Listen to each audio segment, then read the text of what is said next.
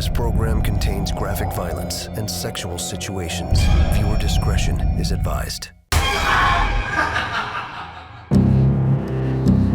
Dozens of teenage boys taken, tortured for hours, then killed in cold blood. The killing for him is very arousing. They're victims of a power-hungry sadist that can't get enough. He is obsessed, and there's times when he actually is killing two individuals on the same night. A plot of a Hollywood horror film? This is a terrifying true story. He actually had something that most killers don't. He had a graveyard underneath his house. The original killer clown. The real monster that came before the movies It, Clown House, and many others. Behind the screens.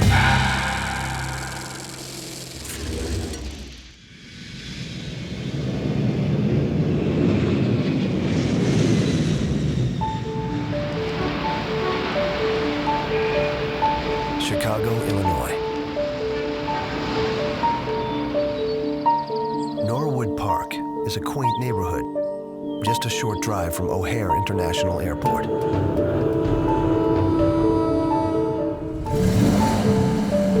It's a sunny day in 1975 when 18-year-old Johnny Bukovic and two of his friends arrive at the residential office of PDM Contractors. Let's go. The owner often hires young, unskilled workers to keep costs down. Sometimes he doesn't pay them anything at all. Johnny's had enough. Open up! Come on, man, I know you're in there. Johnny! You need to pay me right now! The two men argue for hours. I keep telling you, I have the money. It's just been an accounting problem. You have it? You have it now? No, I have it Johnny in the threatens account. to expose his get it boss's to you. sketchy business practices. You're absolutely right. I'm sorry this has happened. Listen, I'll tell But you in what. the end, I he will realizes get you the he's not money getting what he came today. for. Where's Johnny? I'll give you every penny I owe you. He leaves with his friends. This should be the end of the story. But after leaving his boss's home, young Johnny Bukovic suddenly disappears. The next morning, his parents suspect something terrible has happened.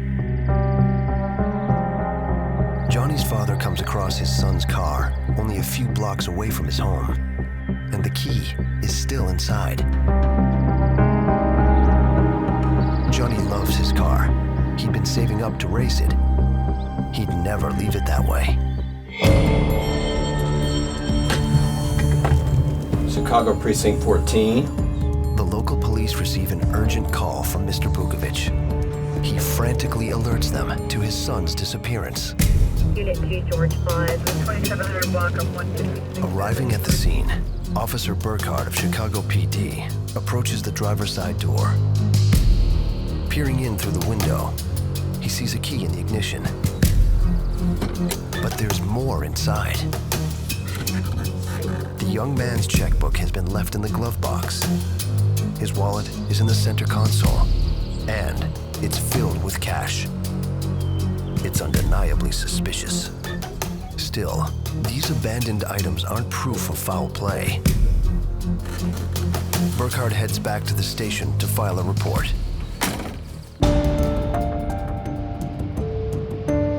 Weeks later, the police still have no leads. But Johnny's parents won't give up. His father keeps calling the police over and over. Chicago Precinct 14. He remembers his son had a wage dispute and had gone to see his boss. Then, he vanished. But Johnny's boss is someone the police would never suspect. He's a respected businessman and a prominent member of the local community. Still, Officer Burkhardt contacts him about the young boy. The contractor tells him Johnny Bukovic did come to his house with two friends. He says those witnesses can confirm the boy left his place just fine. is a mystery.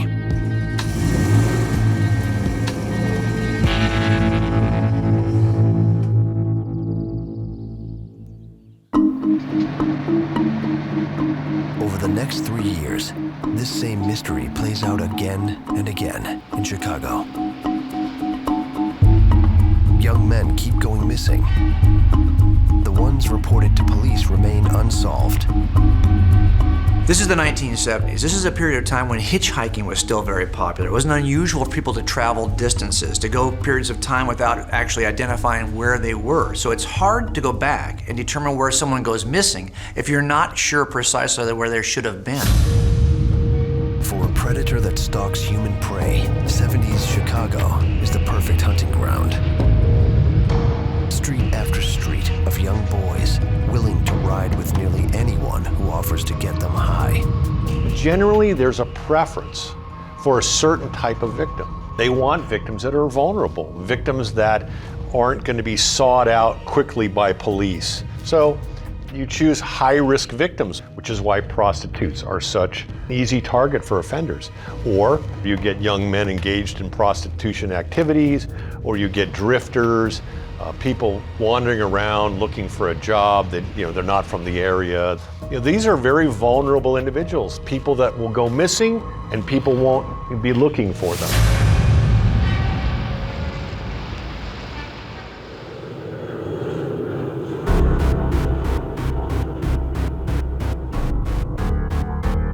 Then, 3 years after Johnny Bukovic goes missing, 26-year-old Jeffrey Rignall rushes into another Chicago police precinct.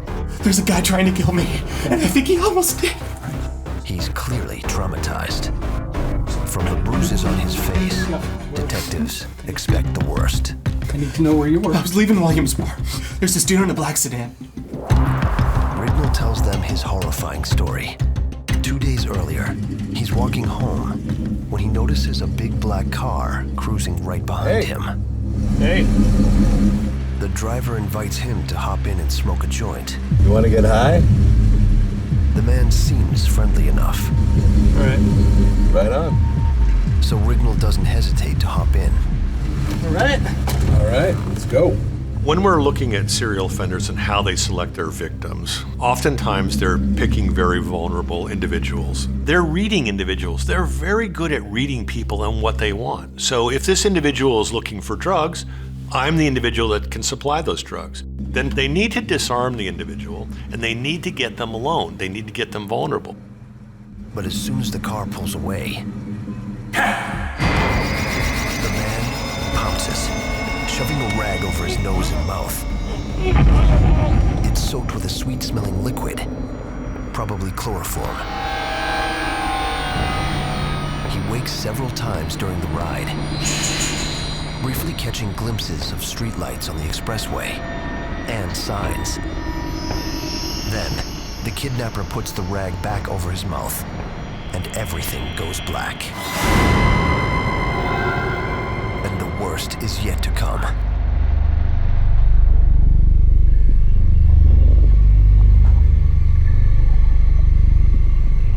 When he regains consciousness, he finds himself inside the predator's home. He's been stripped naked. His hands are locked in some sort of torture restraint, and the man from the car looms over him ominously. His face, so friendly and innocent before, now twists into a maniacal, obscene grin. He slowly steps forward, picks up a short, blunt object from the floor, and attacks. I think you need to smile. For hours and hours, he's raped, whipped, and beaten. All at the hands of the brutal sadist. Over and over, the assailant uses chloroform to knock him out. And each time he wakes up, the nightmare begins again.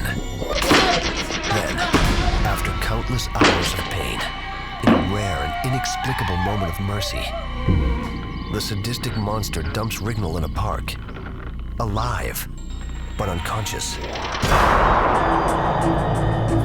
Battered and disoriented, the tortured young man goes straight to the police. Can you tell me anything I'm missing? He's a white guy. He's a white guy. The detectives believe Jeffrey Rignall's frightening story, Okay, so, sir, right now, all I know is that he was a white man with a mustache. Yeah. Can you tell but me? without a name, an address, or a solid description of his abductor, there's very little they can do. The one unique detail Rignall does remember, the car, a black Oldsmobile. Also, he remembers seeing an exit sign on the expressway as he drifted in and out of consciousness. The leads are insignificant. For the detectives, it's not enough information to open an investigation. Investigators know they're looking at a serious crime, a crime of battery of one form or another, but they don't have any good clues. They don't have an identity of who this guy actually is. In fact, they have nothing to work with. Angry and frustrated, he takes matters into his own hands and launches his own investigation. He decides to go on a stakeout at the exit ramp he remembers from his nightmare experience. It's a long shot. Thousands of cars travel this busy expressway every day. But if he can spot that one car, he might be able to bring the depraved attacker to justice. What are the odds that you could sit at a location, knowing nothing about the pattern of the predator, and actually see the same car that was used in your crime? Pretty slim odds. That's why, for the most part, detectives probably wouldn't even take that approach. But here, Rignall decides this is the only approach I can take. I only know one thing about this guy for sure. I know where he snatched me. But it looks like a needle in a haystack. Weeks turn to months, and there's no sign of the black Oldsmobile.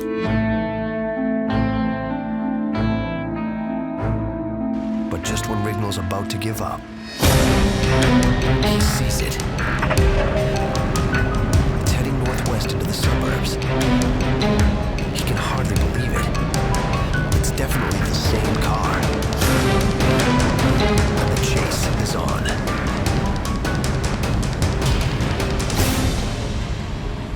You got to give Rignall a lot of credit, because he was able to do something that most agencies can't even finance. He spent a period of months looking at the scene, a surveillance basically, and actually identified the car that he was taken from. Rignall discreetly follows the car into the neighborhood of Norwood Park.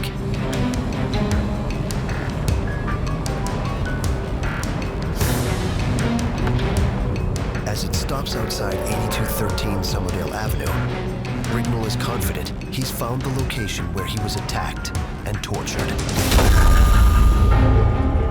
Armed with a license plate number and a residential address, he goes straight to the police, and they identify the man behind his abduction, John Wayne Gacy. Gacy is a very public figure. He's a respected Chicago businessman who lives in a nice suburban neighborhood with a wife and 2 stepdaughters. He's reputable, he's involved with business, he's well known in the community, he's a good neighbor. Thank you very much. He's politically active. I'm very proud of this. He's involved as a precinct captain. The scary thing about cases like this is that Gacy, like other predators, he's not hiding. He's actually very, very comfortable out in the open. And as a matter of fact, he's established himself in a way that would put him beyond suspicion. He's even photographed with First Lady Rosalind Carter. These are the kinds of things that give you cover so you can hide in plain sight. And that's not all. In his spare time, Gacy polishes his public persona as a member of the Jolly Joker Clown Club. For Gacy, this is just simply another way of being like the guy everybody likes. I mean, how could you not like a clown? It allows him essentially to dress up in face paint and, act in a way that he probably wouldn't normally act when he's not in costume. Hey kids, it's Pogo the Clown! Gacy creates his own costume and takes the name Pogo the Clown. Performing for kids at birthday parties and local hospitals. It's just another piece of this public persona that keeps people thinking he's just your average great guy in the city, in the neighborhood, very helpful, and look, he even entertains children. Oh, I can't wait to share some birthday gags with you. 3 years earlier, when 18-year-old Johnny Bukovic disappeared, police spoke briefly with Gacy. At that time, due to his positive reputation in the community and the fact that no one could directly connect him to the boy's disappearance, they quickly dismissed him as a suspect. Now, there's someone who has evidence. Rignall has seen Gacy's dark side, but without a corroborating witness, the only charge police can file in the Jeffrey Rignall case is battery. It's a minor offense with a fine of just $100 and no jail time. So why are you asking questions without getting up? Rignall is furious. Remember that months have now transpired between the point of the attack and the point of the arrest. The opportunity to go back and collect physical evidence that would either corroborate Rignall's version of the story or Gacy's version of the story has now vanished because so many months have transpired. And that's why this is a difficult case to really even try, because you have a one-on-one, one person's word against somebody else, and probably little or no forensic evidence to corroborate one side or the other. Gacy's ultimately arrested for this battery. But very common to other kinds of crimes, doesn't mean he's going to stay in custody. And in fact, this is not unusual to have somebody be out of custody awaiting trial. And that's exactly what happens with Gacy. In fact, he's out of custody for a long period of time waiting to go to trial on the Rignall case. With his slap on the wrist misdemeanor trial pending, Gacy quickly falls off the police radar. In his private life, he may be a deviant, but in public, he's still seen as a pillar of the community. For police, John Wayne Gacy's community service makes him a civic hero. On the other hand, his accuser, Jeffrey Rignall, openly admits to police that he's bisexual. It's a dangerous confession in the late 70s, and it labels Rignall a sexual deviant in the eyes of many. Chicago Precinct 14. Meanwhile, every few weeks, police get another call from the parents of young Johnny Bukovic, the boy who worked for Gacy and disappeared mysteriously 3 years earlier after they had an argument. You need to pay me right now! And Johnny isn't alone. The number of missing teenagers in Chicago keeps growing. 19 young men have vanished. Most are never even reported to police. The ones that are quickly get dismissed as runaways. If these cases are linked in any way, without witnesses, there's almost no way for police detectives spread out over multiple precincts and jurisdictions to make a connection. It's a real detriment to law enforcement because you have a lot of cases that really are linked, but there's no ability to link them because the individual law enforcement agencies aren't aware of the other cases. Remember, we're in the 70s. This is pre-internet. This is really computers being able to do the kinds of databasing we do today. It's pre-technology for DNA and other kind of forensic technology. It's pre-social media. I mean, your smartphone today can identify where you are. It's pre any of that. We're looking at a time in history in which someone could go missing and there'd be little or no trail online, little or no trail forensically that would help investigators solve such a case. Then, there's a break that could finally solve these mysterious disappearances. My son is missing. 9 months after Rignall's brutal abduction, Des Plaines, Illinois officer Ron Adams takes a statement from a very frightened mother. Please, you've got to help me. Named Elizabeth Peast. She says her 15-year-old son, Robert, is missing. And unlike previous cases, Robert is a model child with no motive to run off. I'll take you to see Robert Peast is unusual. He's different than the other missing young men. He's an outlier in the sense that he's the kind of guy who's connected to his family. He's close to his parents. His parents have an expectation when they're going to see him, when they're not going to see him. If he goes missing for a short period of time, they're alarmed. When's the last time you saw him? I went to Nissan's drugstore where he worked. He goes missing on the night of his mother's birthday. It's very unusual for Robert. They've got a close relationship, and they don't expect this kind of behavior from him. And for that reason, the detectives take this very seriously. Earlier that evening, Mrs. Peast is waiting to drive her son Robert home from his current job at a local pharmacy when he asks her to wait a little longer. I gotta meet with him. It's gonna be twice as much as the pharmacy job. are you Really meeting good with? money, Ma. 2 minutes. Who are you meeting with? He says he has a lead on a new job for the summer. He runs off to talk to the potential employer. Young Robert never returns. It's a parent's worst nightmare. And his mother has no idea how real and terrifying this nightmare truly is. Her son's current boss says the name of the man Robert went to see. I had a guy in here before. He was talking to me about some shelving. It's a contractor. Yeah. Is John Gacy. That night at the precinct, police take Mrs. Peast's story very seriously. And turned the corner, and he never came back. Lieutenant Joe Kozenzak is the chief of detectives at Des Plaines PD. And this case hits especially close to home. Kozenzak also has a teenage son. And he attends the same high school as Robert Peast. It's not hard for him to imagine what Mrs. Peast is going through. It's almost as if he's searching for his own child. And you find that Gacy. He's the last person to see Robbie. Using the name John Gacy and a phone number supplied by the boy's boss, Kozenzak contacts Chicago Police Headquarters to see if this mysterious contractor has any prior convictions. What he finds is very disturbing.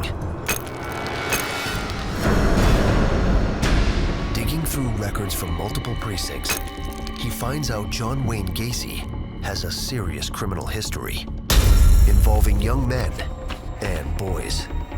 We know that offenders choose, especially serial offenders, tend to have a particular victim type that they're looking for. When you see a particular sex being targeted, a particular age range being targeted, it starts to really sort of raise your hackles. His rap sheet shows the recent case involving 26-year-old Jeffrey Rignall. That criminal trial is still pending. But there's more. 10 years earlier, Gacy was convicted in Iowa of sodomizing a 15-year-old boy, the same age as Robert Peast. He served just 18 months of a 10-year prison sentence. Clearly, moving to another state and building his reputation as an upstanding citizen did not curb his deviant appetites. Gacy has a very clear definition of what is legal and what is not legal. He understands that, but he doesn't care. He just simply chooses to do wrong without any consequences because that's what makes him feel good. Detective Kozenzak knows the boy is in serious danger, and every second counts.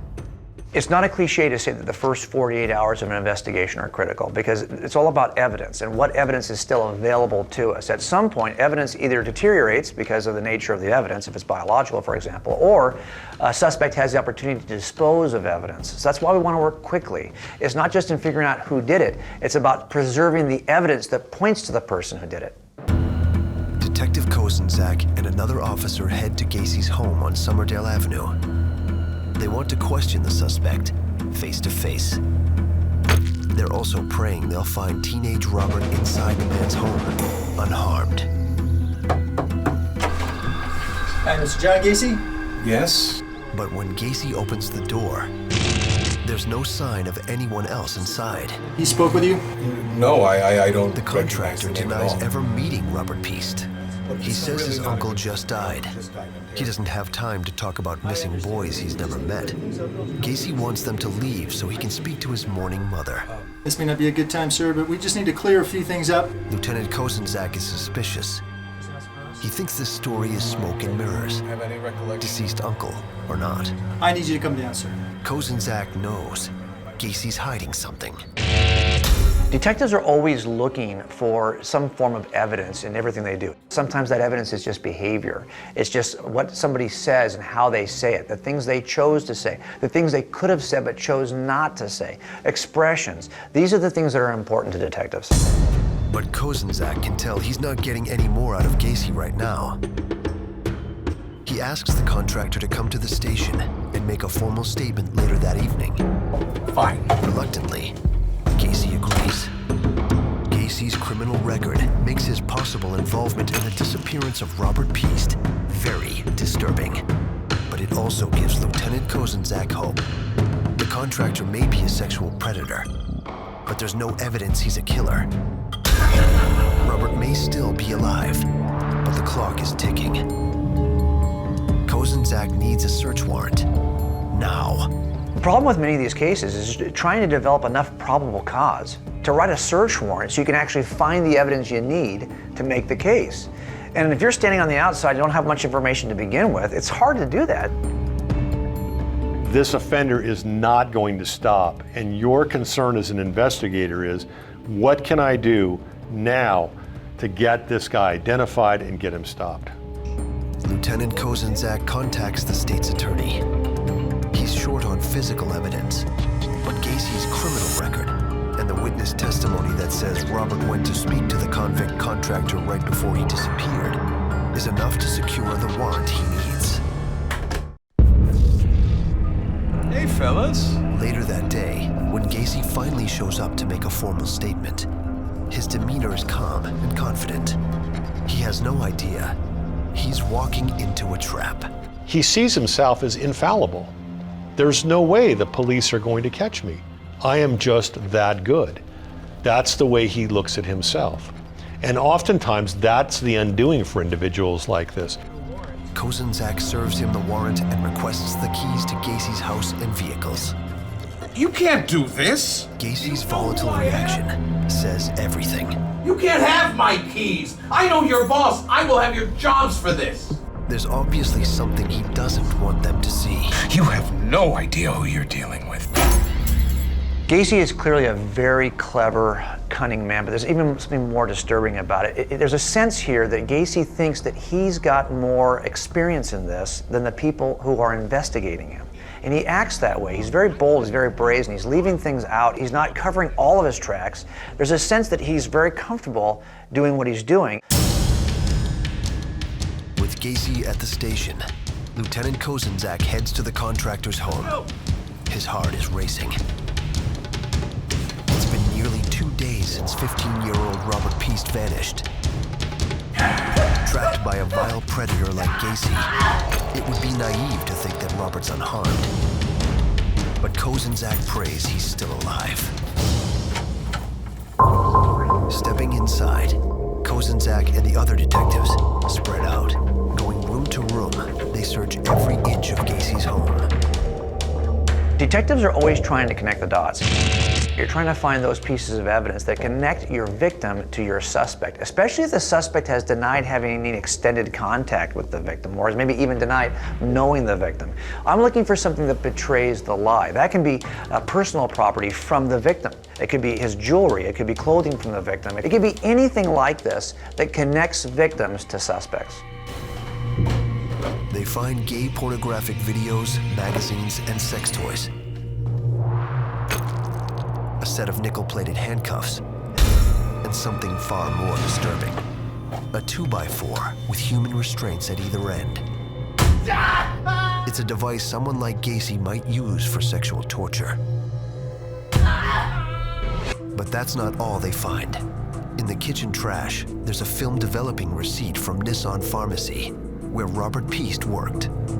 Gacy also has a suspicious assortment of personal effects that clearly are not his own. A class ring with the initials JAS. Underwear that's too small to fit a man his size. And a blue hooded coat, similar to one Robert Piest wore the night he disappeared. Then, while pulling items from a closet, Kozenzak sees something unexpected. A trap door leading down under the house. Reaching down, he slides his hand under the door and slowly begins to lift it up. Robert could be trapped below, or worse. Is this a crawl space or a deadly tomb?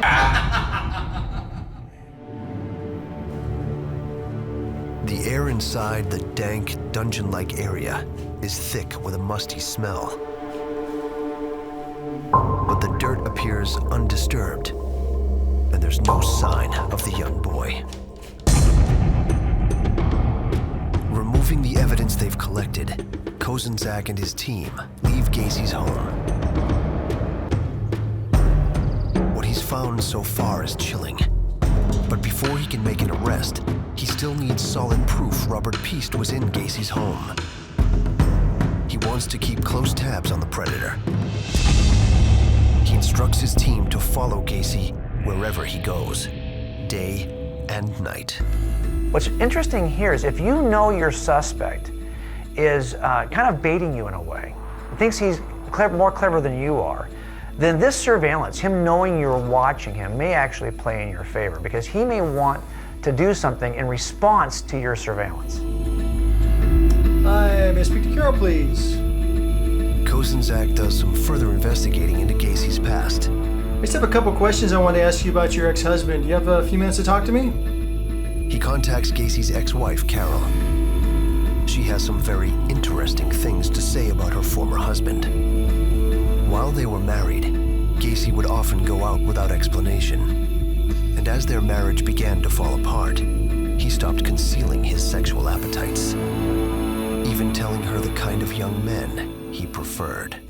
Carol had seen wild mood swings, had seen acts of violence in the course of their marriage, but when she discovered that he had a sexual appetite that she wasn't aware of, that changed everything.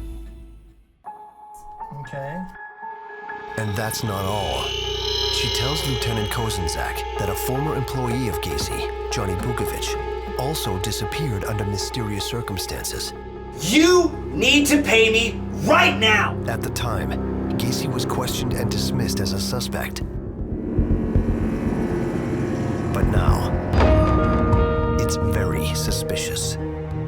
The list of missing boys connected to Gacy grows bigger and bigger. Oh, Mrs. Piest. Hi, Detective.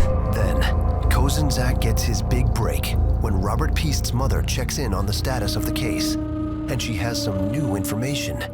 Robbie had a receipt. She remembers that the night her son disappeared, a coworker put a Nissan Pharmacy film developing receipt into the pocket of Robert's blue coat. Kozenzak is stunned. He races over to the table of evidence, and right there, in an evidence bag, is a Nissan Pharmacy film developing receipt. It's the smoking gun he's been searching for. He immediately calls the pharmacy and confirms. 323-1349. It is a match? Fantastic, thank you. The numbers on the receipt found in Gacy's home perfectly match the film envelope at the store. Gacy said he never even met the teenager. But this is undeniable evidence. Robert Piest was in Gacy's home. Kozenzak believes without a doubt that Gacy is responsible for the disappearance of Robert Piest and several other young men. But without a body or proof Gacy harmed the missing teenager, getting a second search warrant will be tough. Amazingly, Kozenzak gets help from Gacy himself. The contractor becomes very cocky, even inviting the officers inside his home. How bold is that? How risky is that? But for him, in his mind, he thinks, I have got all of this completely under control. Let's go. There's a cat and mouse relationship here, it seems, between Gacy and the detectives who he invites into his house at some point, as if to say, hey, you can't make a case against me. I'm clever enough to be able to avoid detection. I'm clever enough to be able to fool you. Well, fellas, what can I do for you? Well, we appreciate you giving us a moment of your time, Mr. Gacy. We just have a couple of routine questions to ask you, hoping you might be able to help us out. We're always trying to develop probable cause for the next search warrant. The problem is right now I've got not enough probable cause to do a search warrant. But if you're going to invite me in, well then trust me, I'm going to find a way to look for the pieces of evidence I need to have the probable cause to do an in-depth search. How's business going, by the way? Oh, it's good, it's good. Business is booming. I got about 15 employees right now. Takes up a lot of my time, though. Keeps me away from my passion. As the men talk, the topic quickly turns to Gacy's love for clowns. I'm a professional clown on weekends for charities, kids' parties. Pogo the clown! Then, out of the blue, Gacy says something that shows just how little he fears the law. Oh yeah, detective, I tell you. Clowns are where it's at. A clown can get away with murder. While one officer keeps him talking, another steps away to use the bathroom. And just as he flushes, the heating vents suddenly kick on. A strangely sweet, putrid odor seeps into the room. There's no denying that smell, and it's coming from under the house. It smells like a morgue. If I'm the investigator, there's a bone-chilling moment here. There's a moment, an aha moment that's horrific, and that's that moment when you actually smell death coming up from the heater underneath the house. Death has a particular smell, and you learn it pretty quickly as an investigator. Even if you haven't worked a case where someone's been dead for a period of days, if you do an autopsy or go to an autopsy as an investigator, you're gonna smell that. And once you've smelled it once, you never forget it. Death's got a very particular smell, and virtually nothing else can account for that smell. You're kidding. It's all Lieutenant Kozenzak needs. Gacy's criminal record involving young boys, the matching photo receipt from Nissan Pharmacy, and the deathly odor coming from under his home is enough proof to get a second search warrant. Meanwhile, as if Gacy knows they're closing in, his behavior becomes more and more erratic. He drives recklessly. Then, suddenly, he veers off the road, walks up to a total stranger, and slides a bag of drugs into his back pocket, right in front of police. He is an individual who has a very, very high opinion of himself. I think he's very narcissistic. I'm untouchable. The police simply haven't got the wherewithal to do anything with me. Amazingly, with all the evidence mounting against Gacy in the disappearance of several young men, Come on, is this really necessary? it's a simple drug offense that gets him arrested. Now, with Gacy in custody and armed with a new search warrant, this time with a team of evidence technicians, Kozenzak has entered Gacy's home again. And there's no question where they'll begin the search. The crawl space under the house. This is a missing persons investigation, so you're looking for the person who's missing, and that means you're looking for a body. Especially if you think you've smelled death coming from underneath this house to begin with, your fear is probably that there's a dead person under the house. They begin digging in the hard-packed dirt. Almost immediately, they find something truly horrifying. A human bone. And the more they dig, the more they find. It's not just one victim. There are dozens of bodies. He had a graveyard underneath his house. When we typically read about these kinds of gruesome finds, we read about it very briefly. It's in a newspaper article. You don't put yourself in the position of the people who actually had to do it. I think when you work a case in which you get to a crime scene that's horrific, where the level of mayhem that's been performed is just beyond the pale, those are the ones that are the hardest to process. The investigators, the detectives who actually had to sift through this evidence, had to touch the bodies, had to move these bodies. It's the kind of thing that you cannot just leave it at the crime scene. This is a horrific experience. It is very troubling. It's very hard to just do it and remain calm, remain detached. It's apparent Gacy was too arrogant to think he'd ever get caught. He feels that he can bury his victims on his own property under his house, which of course becomes very problematic if they're discovered. But for him, he doesn't see that as a problem because in his mind, he is so much smarter than the police. that I am actually able to do this. I can actually bury people on my own property. That way I know where they are, I have control over them, I know that the police haven't discovered them. There's no way the police are going to catch me.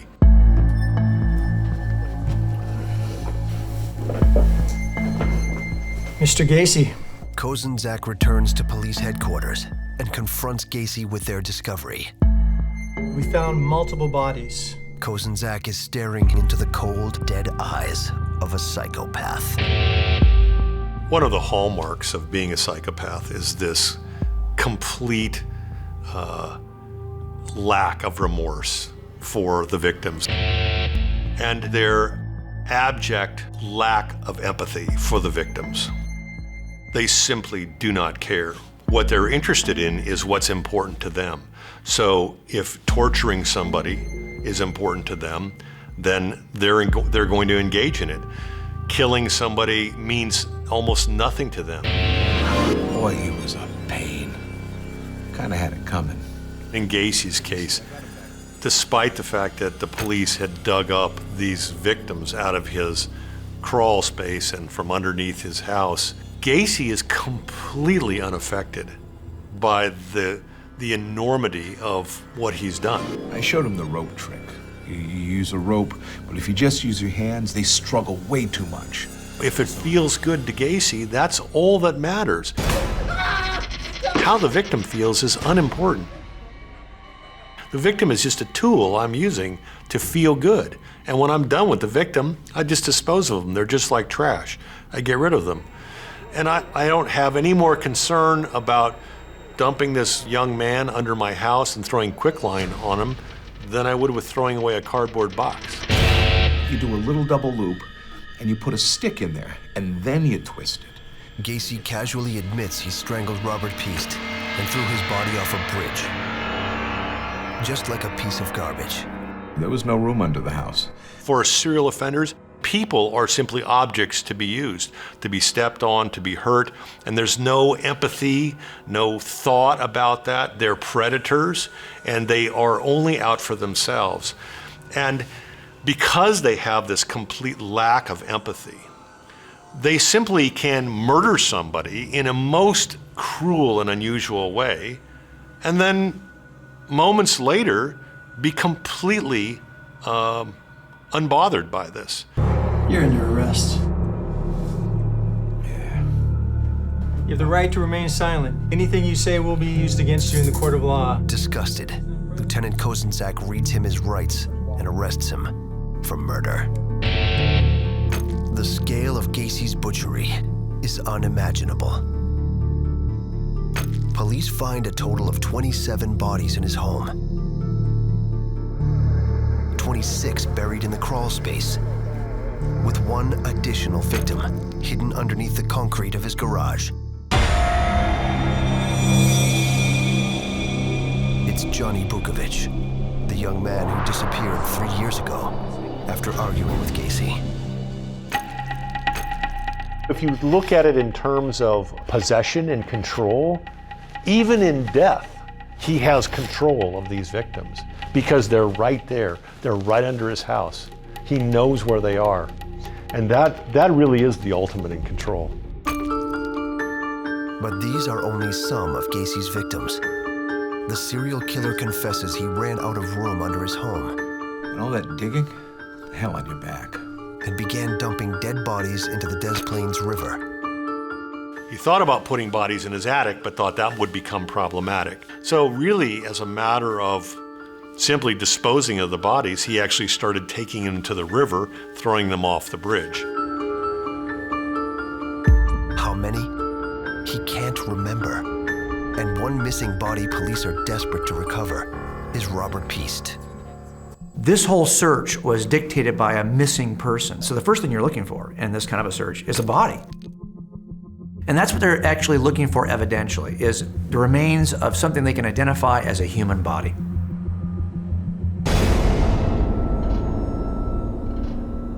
Over the next 5 months, police pull body after body out of the river. Then, finally, they discover young Robert's remains. And in a cruel twist of fate, his final resting place is in an area of the river he and his father used to travel by canoe. It's much needed closure for the victims' families and Lieutenant Joe Kozenzak. At least now, Gacy will finally answer for his crimes. March 1980. After 5 weeks of testimony from more than 100 witnesses, jurors began deliberations. There was no doubt Gacy killed all of the boys. But was he legally insane when he did it? Gacy ultimately admitted to these killings. So the issue is not whether he did it or not. The issue is, was he crazy? Is that his excuse? Can he use insanity as his plea? Can he use insanity as his way out of any kind of a criminal charge? The problem, of course, is if you look at the history of how he did these murders, the methodical way, he's got a very consistent pattern. He does things the exact same way. Only when he makes small changes in his pattern does he expose himself to risk. These are the maneuvers of somebody who's clever, not crazy. In just 2 hours, jurors returned a verdict. We, the jury, find the defendant, John Wayne Gacy, Guilty on all 33 counts of first-degree murder. What's fascinating about Gacy, like other serial killers, is the fact that no one suspected him until investigators actually did an investigation. It's really hard for people to imagine that guy could do that. Really? You're telling me that this guy who I know and I go to business meetings with and I've been involved in political fundraisers with, I know this guy pretty well. He's capable of that? No way. It shocks us.